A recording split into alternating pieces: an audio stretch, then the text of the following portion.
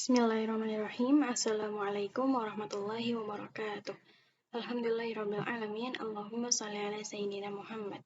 Saya Esanul Laila, mahasiswi Pendidikan Bahasa Arab, akan mereview materi pertemuan ke-7 mata kuliah Sejarah Peradaban Islam yang membahas tentang peradaban Islam di masa kekhalifahan Ali bin Abi Thalib. Dimulai dari profil beliau.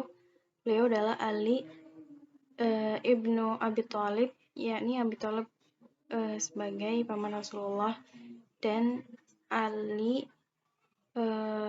pada akhirnya beliau menjadi menantu Rasulullah. Beliau adalah orang yang termasuk golongan pertama masuk Islam dari kalangan anak-anak. Ketika beliau berumur 10 tahun, Rasulullah mulai mendakwahkan Islam, dan Ali pun langsung memeluk Islam hingga menghabiskan masa mudanya sampai akhir hayatnya untuk mendalami Islam bersama Rasulullah sebelum wafat. Kemudian beliau menjabat sebagai khalifah setelah Utsman bin Affan dengan cara dibaiat. Berbeda dengan khalifah-khalifah sebelumnya, Ali bin Abi Thalib ini ditunjuk langsung oleh umat dan langsung disahkan menjadi khalifah keempat. Dan di situ banyak perubahan-perubahan yang dilakukan oleh Ali bin Abi Thalib. Di antaranya mengangkat atau mencabut pejabat-pejabat yang dianggap nepotisme sebelumnya pada masa Utsman bin Affan, dan menggantinya dengan sahabat-sahabat yang lain dengan cara seleksi. Kemudian di akhir masa pemerintahannya, di situ terdapat pergolakan-pergolakan yang cukup besar. Di antaranya yang pertama adalah pergolakan dari Aisyah dan Thalhah bin Zubair. Di situ dimana mereka menginginkan untuk menuntut siapa yang telah membunuh Utsman.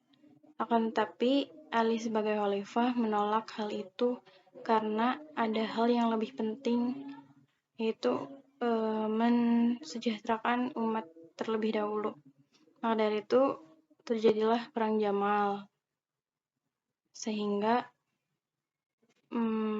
perang itu dimenangkan oleh kelompok Ali bin Abi Thalib. Dan selain itu ada pergolakan lain, yaitu perang Siffin, di mana antara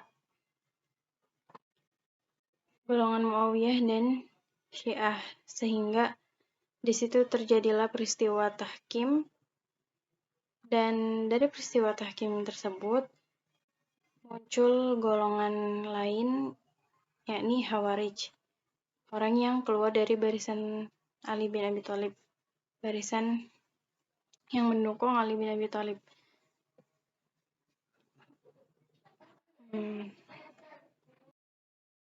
Sehingga dari peristiwa perang Siffin ini muncullah kelompok-kelompok dari umat Islam, yaitu terbagi 3 kelompok, ada Muawiyah, Syiah, dan Khawarij. Syiah ini orang yang lebih pro ke Ali, bahkan syahadat mereka itu Syiah ini semakin sini makin berkembang, bahkan ada yang mengkafirkan khalifah-khalifah sebelumnya, bahwa khalifah yang sah hanya Ali bin Abi Thalib. Di antara syahadat mereka adalah asyhadu an la ilaha illallah wa asyhadu anna Muhammadar Rasulullah wa Ali waliullah wa Abu Bakrin, Umar, Utsman wa Aisyah hi munafikun, salah. Pokoknya itu. Mereka mengkafirkan Abu Bakar, Umar, Utsman, dan Aisyah, dan yang sah, yang benar tuh hanya Ali gitu. Itu tingkat Syiah yang paling ekstrim. Kemudian diantaranya yang lain juga Muawiyah, kelompok Muawiyah ini menjadi orang titik pertama berdirinya dinasti Muawiyah. Dan dari dinasti Muawiyah ini metode pengangkatan khalifah ini sudah mulai rusak karena mereka menggunakan seperti sistem putra mahkota. Kemudian dari peristiwa-peristiwa ini kita bisa lihat bahwa sahabat Nabi yang hidup dekat dengan Nabi ternyata masih bisa berbuat salah gitu. Terkait berbuat salah bahkan dalam mengurus negara. Hal ini dikarenakan ya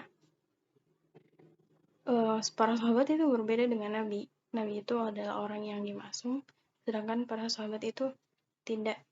Jadi para sahabat itu sama-sama manusia yang pasti bisa berbuat salah gitu. Yang kita fokuskan, jangan kita lihat dari sisi keburukannya, tapi siapa yang membuat kerusakan, tapi kita lihat bagaimana sistem Islam itu menjadi Islam rahmatan lil alamin bagi pemeluknya gitu. Maka dari itu dalam mengangkat suatu pemimpin pun harus dilihat dari karakternya, kepribadiannya, dari sisi akliyahnya dan nafsiyahnya itu harus senantiasa terikat dengan hukum syara. Mungkin sekian yang bisa dapat disampaikan. Mohon maaf atas segala kekurangannya. Wabillahi taufiq wal hidayah. Wassalamualaikum warahmatullahi wabarakatuh.